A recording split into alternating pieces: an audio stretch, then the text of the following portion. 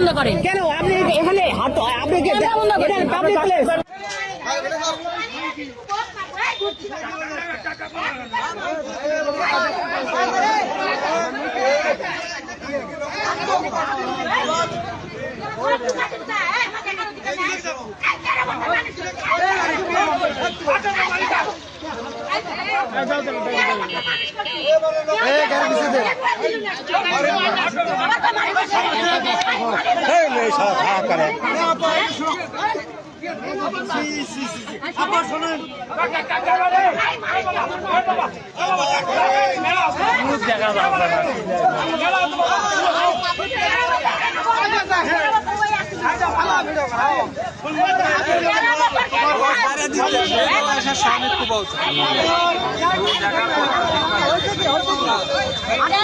মানুষ করছি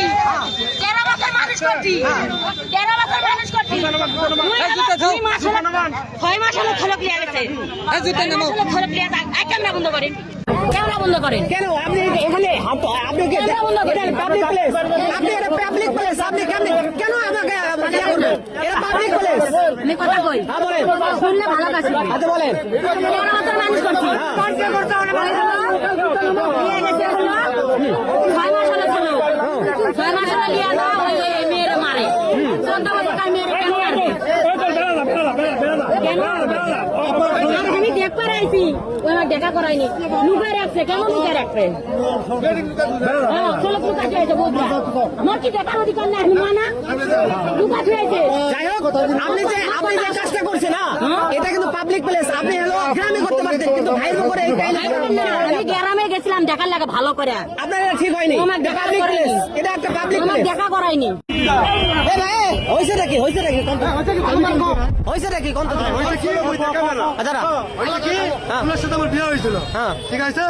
আজ থেকে আমাকে 4 বছর 4.5 বছর আগে ছাড়ানো হয়েছে